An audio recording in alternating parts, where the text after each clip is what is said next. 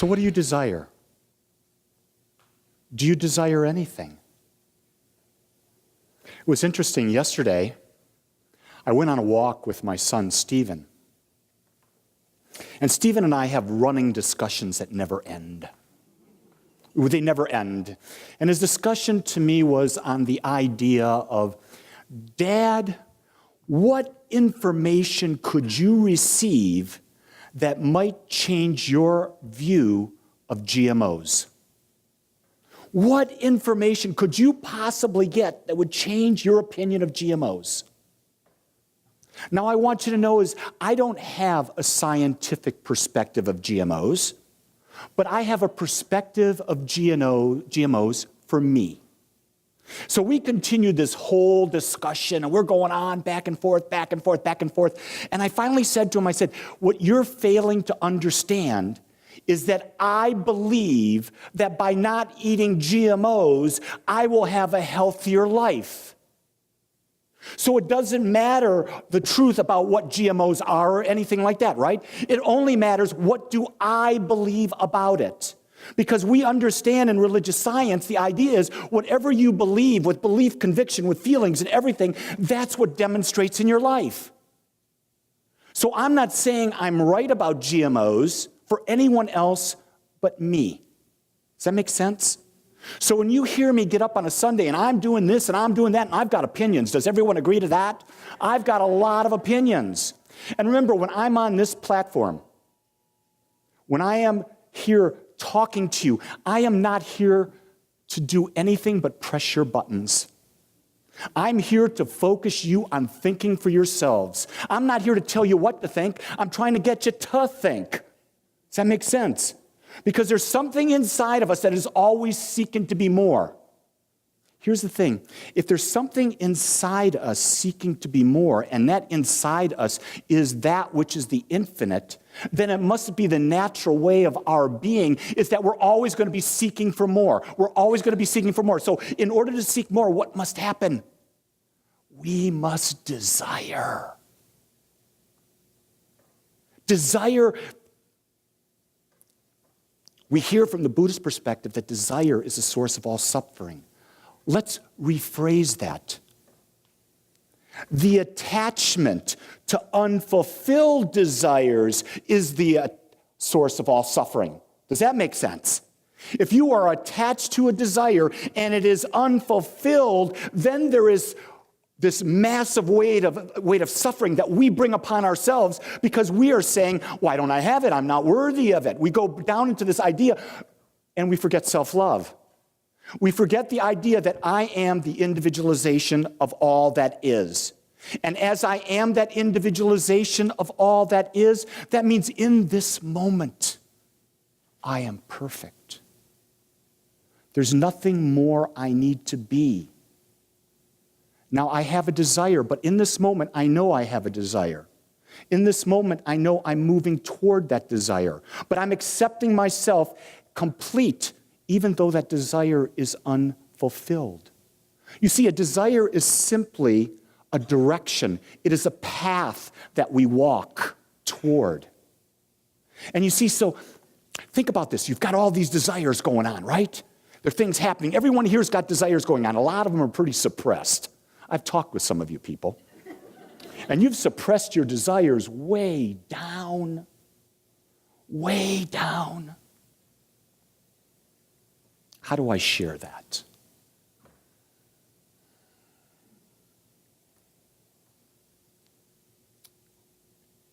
There's someone that I know that's not a part of our community that I was talking with on the phone. And that someone wanted something in their life. It was a material thing. They wanted a convertible.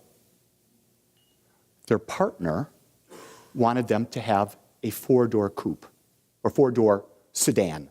A coupe can't be a four-door. That person wanted it. And they said, I want this more than anything, but my partner says, this is the practical. This is the practical. And I said, who are you living for? Are you living for yourself or are you living for your partner? Do you have two cars? Well, yes. What kind of car does your partner have? Well, they have a sedan. I said, you have a job. He has a job. You have money coming from both sources, right? Why is there this idea that we must sacrifice for another? Do you hear where I'm going with this? There's this whole idea that we've been brought up, and I was brought up with this as a Catholic. That's in sacrifice. We sacrifice to God. We put ourselves back and we give to God before all things. And we give to God. Wait a second. That's like saying, okay, there's a God out there, and this God is infinite. This God cannot feel good about itself unless we give to it. Now think about that. Can a God exist like that? Or is this a figment of our imagination that we've created about this beingness that we call the infinite? Because the infinite is infinite, am I right? It is all-knowing. It goes back to the whole idea. This is one of my favorite lines, so I'm going to give it again because there's people that haven't heard it. How many people here are looking for a soulmate? Anybody? Guess what? Doesn't exist. Think about that for a second. Think about a soulmate. The soul, what is the soul? The soul is a unique individualization of the infinite. If it is a unique individualization of the infinite, it is everywhere. It is all-knowing. It is beyond bounds. It is complete, whole, and perfect right now. So the soul doesn't need anything. But we have come in with our humanness that feels that we are not complete, not knowing that we are a soul expressing and saying we must have a perfect soulmate. So we go out into this world and we go seeking this perfect man or this perfect woman, whatever we're seeking, and they must meet all these needs. And from the moment we meet any individual, we are damning them. I mean, we're damning them because no one can live up to those expectations. Can you get it? Jeremy, smile at me. You can't live up to Jen's expectations, can you? It's impossible. The only one who can live up to your own expectations is who? You. Because you are the only one that knows what you truly desire to express. Soulmates don't exist. But what we're seeking for people or partners to be on the path with us. And on the path, it's to have a more pleasurable journey. Make sense? So when I was seeking my wife, before I was conscious, as I am now, I sought a woman with this figure, and I sought a woman who would be receptively easy. Now you're looking at me quite funny.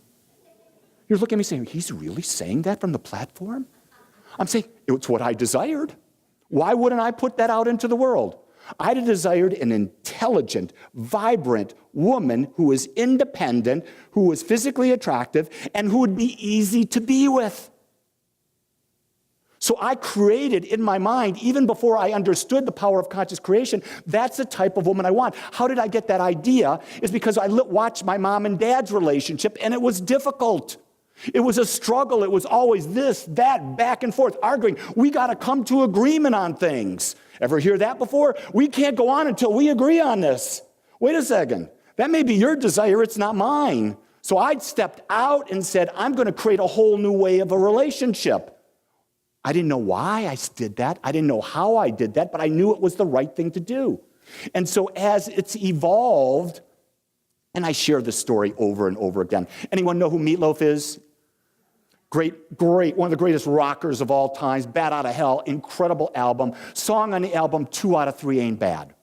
And he sings, I want you, I need you, but I'm never gonna love you. And I heard that song and I said, that don't work. I'm married. That's not what I believe. I believe I want you, I love you, but I'm never, ever going to need you. Do you hear that? Because the soul doesn't need. The human wants someone to be with, and the human wants someone to express love with. You see, we are only in this world to express love. I have this desire to be the most loving person I can be. And in order to be loving, I must accept. I must be in non-judgment. I must be supported and I must support. I must be challenging and yet be challenged. And yet it's got to be about fun. You see, why do it if it's not fun? Think about that. You don't have to buy into the society's views that it's got to be difficult, the relationships are hard. You can set a new idea for yourself.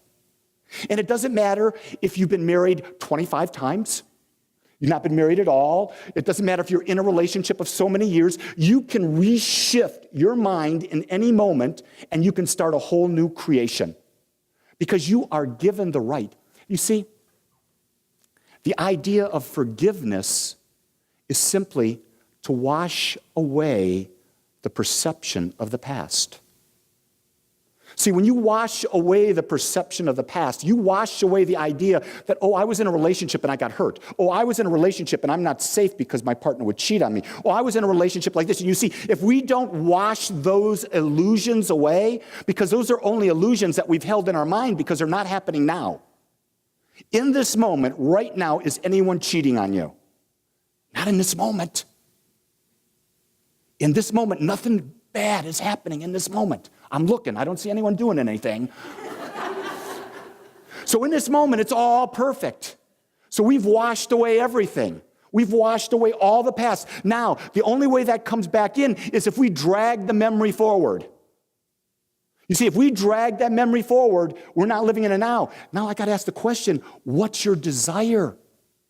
Are you desiring to go through life being a victim? Because if you are desiring to be a victim, you're going to drag the past forward. Just remember that. Your desire drags forth stuff. Ooh, do I really desire that? Then you got to ask the question, am I consciously living or am I unconsciously living? That's the key. If you are dragging something forward that you don't desire, it's an unconscious pattern of thought.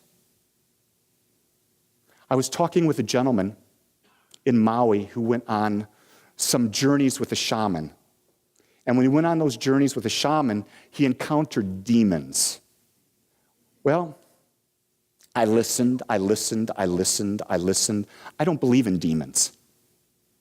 So the next time I came to this gentleman, I said, I want to pause for a second, and I want to see how we can clarify so that you and I can come to an agreement so that we can proceed in our conversation. And I said, here's what the best I've got in what I would define a demon. A demon is an unconscious thought pattern in the back of our subconscious mind that comforts and creates not what we desire, but a past experience over and over again. And he looked at me and he sort of said, yeah. And I said, but the difference is you've attached a face and a body to this thought process. Does that make sense? You've attached it there. Therefore, because you've attached it there, when you go into this deep meditation, that you see it. You see, everything is created in our imagination. Does that make sense? You cannot see anything unless your mind creates it here. In other words, where do I exist? Point to me. Point to me. Point to me. I'm right here. I'm in your mind. You see, your eyes are looking out, and then it's being reflected back through your eyes, and it's going into your brain. I don't exist out here. The reality is I'm only existing in you, and it's through your eyes and your filters that you're getting to see who I am on stage. So where does all life exist then? Inside you. It doesn't exist on the outside. This is what the great spiritual avatars from the East were trying to tell us, is that there's nothing out there. It's all an illusion. You're thinking that that's the form. No, it's not the form. It's what are you thinking in here? Because how is it then that if I'm having a certain perception and my wife is over here having a certain perception, how is it that she's seeing or feeling or experiencing something completely different than I am? Because it's not happening out there. It's happening in here.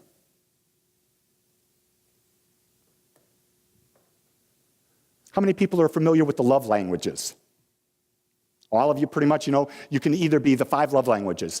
Your physical touch, acts of service, words of praise, gift giving, and quality time.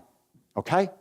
And we rank those. We rank ourselves on those. What means most important to you? So if you want to express love to me in a way that will make me feel it, do not buy me a gift. It ranks number 5 out of the 5. It's the last thing on my thing, okay? Now, my brother, gift giving was his number 1. So do you think we had a problem communicating? Now think about that if you're in a relationship with a mother, a father, a brother, a sister, a partner. If your number 1 is quality time, and their number 1 is acts of service, and quality time for them is way down here, is there a problem? There's only a problem when we don't realize where the other is.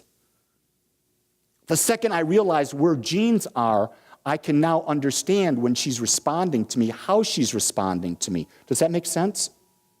So what is it about? It's about I desire to have an easy relationship with my wife. So if I'm going to desire to have an easy relationship with my wife, what am I going to do? I'm going to learn as much as I can so that I can take away any bogus barriers that might come up between us. Does that make sense? I can remember so clearly being in Rhode Island. We had friends in Rhode Island. There was a couple in Rhode Island. And whenever any decision came up, they would say, it's time to talk about it. And they would sit down and they would have this 1 to 2 hour discussion about it. I would go nuts. I would literally go nuts. I am not a man of many words, contrary to what you think. I'm the type of person that when it comes in and it's right, let's do it. I'm a very spontaneous person. And when I see that, I realize that as I watched them, their love language was about the quality time and the discussion. They loved that discussion. That was the way they connected. Then I was able to step back and not judge. You see, we judge what we don't understand. Does that make sense? When we don't understand where someone's coming from, we're judging it. So what I'm trying to instill in you is a desire to understand at a deeper level so that you could be at peace in all the relationships you have. My number one value. John DeMartini's been here many times, and he talks about values all the time. And for me, values are the essence of everything. I truly buy into the idea until you know what your top 5 values are, you're living unconsciously. You're living by the whim of how the ocean is moving, by the current. You're being pushed in every direction. My number 1 value is being in a spiritual state of oneness and wholeness. So, if that's my number 1 value, I have desires. My desire is that experience, and in order to fulfill that desire, I've aligned my thoughts, words, and actions, so I meditate twice a day. I do prayer work or affirmation work or forgiveness work every day. I do that a minimum of 3 to 4 hours a day. It's been almost 6 months since I gave up TV. Why did I give up TV? Because it wasn't fulfilling my top 5 desires or my top 5 qualities that I wanted to express. I decided for the first time at my age that I'm going to take control of my life, and I'm not going to put my life into the hands of this consciousness that's being created out there. Does that make sense? There's a consciousness all around that is not the consciousness you're feeling here. It's about let's go to the mall. Let's go buy everything. Let's go to the thing. Let's go buy jewelry. Let's get trinkets. Let's decorate our bodies in trinkets and trinkets and trinkets. Well, if you're a gift person, that's great. I'm not a gift person. Trinkets don't mean nothing to me. I wouldn't wear a wedding band if I didn't honor that my wife wanted me to wear a wedding band. You see, that's where I made a concession because I wanted our relationship to be easy. So by putting on a wedding band, it means nothing to me. I'm going to be loyal to my wife because I have an agreement with my wife about that. This, for me, is not a symbol that means anything, but it is a symbol for her. So I honor that and allow that. That had no impact on me expressing my 5 values. It allowed her, however, to feel more comfortable. Does that make sense? So you can bend for people, but did that stop me from being at one with God as much as I can, or being at one with the universe? Did that stop me from teaching and speaking? Did that stop me from learning about spirituality? Did that stop me from building a community? And did that stop me from experiencing perfect health? You see, those are my 5 values. And so when I say health, I really want to get clear here that I don't just mean a healthy body. I mean a healthy body that is experiencing its 5 senses in life completely. You see, to deny the 5 senses is to say, why are you even here?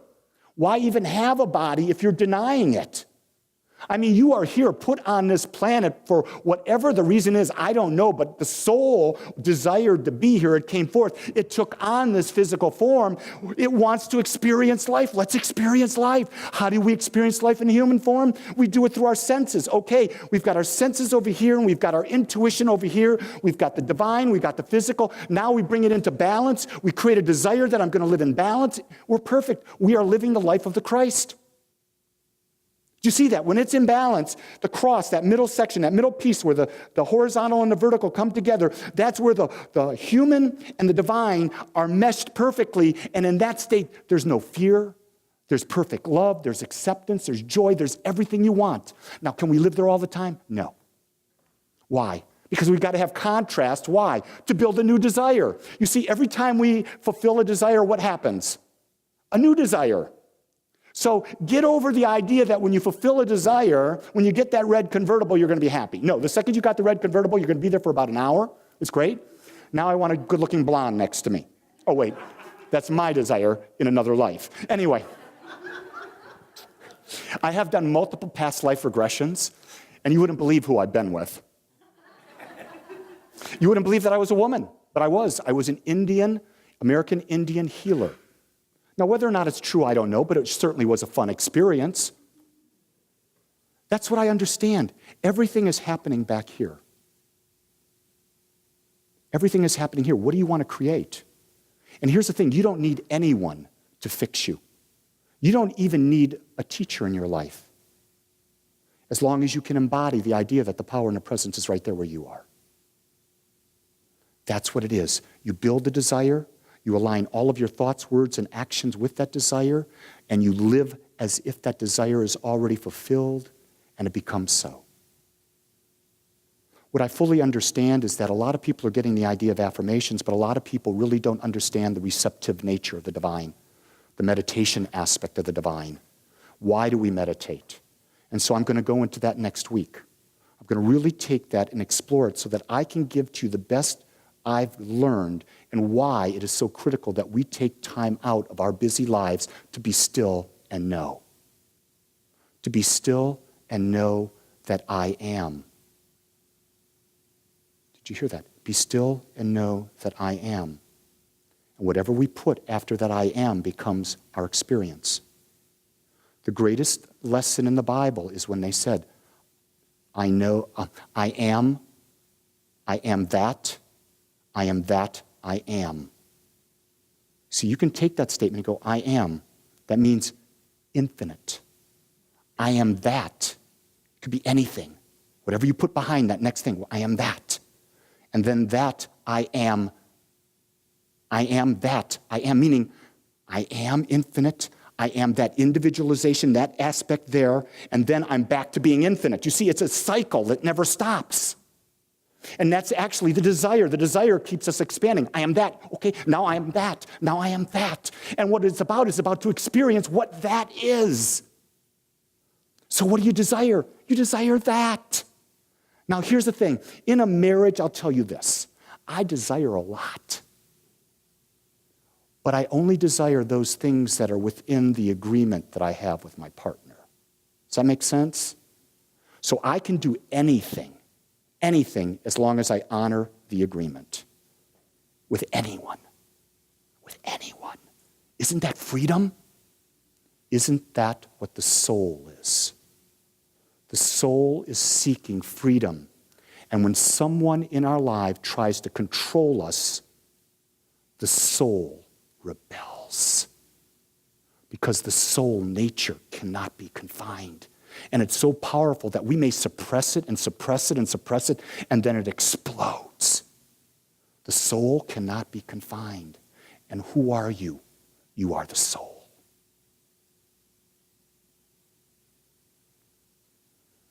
So what do you desire? Are you worthy of it? Can you visualize it? Can you let go of all the nonsense in your mind that's holding you back? Can you just be?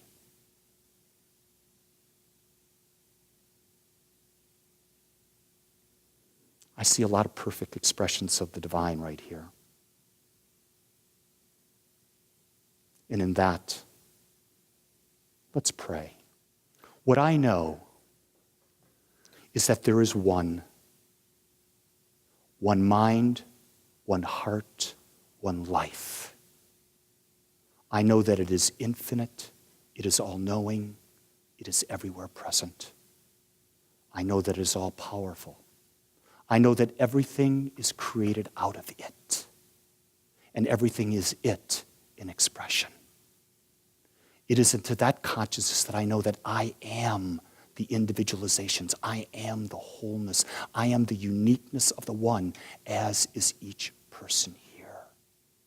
And what I claim right here and now is that there is an inner calling from within my soul and the soul of each person here that now becomes awake, that now starts to live, to feel, to expand, to grow, to love, to laugh, to feel the infinite abundance of all that is, the radiant health of life itself.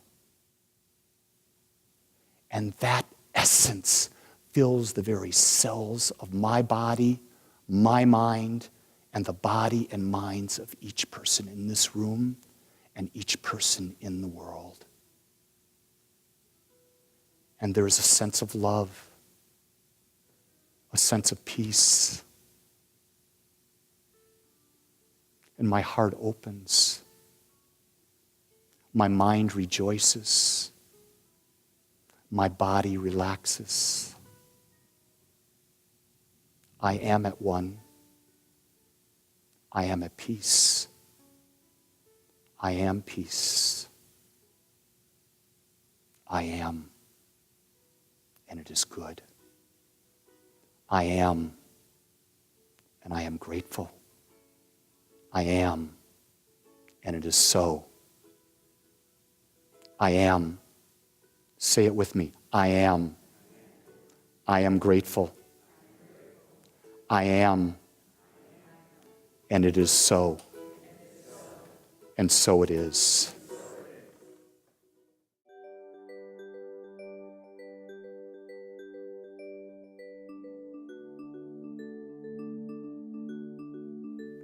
I want to thank you for joining us today. I am so grateful that you took your time to watch or listen to this message. If you found this message beneficial, I would ask you to go to our website. Once there, click on the Contribute button and experience the joy of conscious and purposeful giving. It is through your gifts that we are able to bring this message to the world. I would also ask you to please share this message with anyone you feel might benefit. Again, I want to thank you for joining me and the Agape community as together we bring joy to life.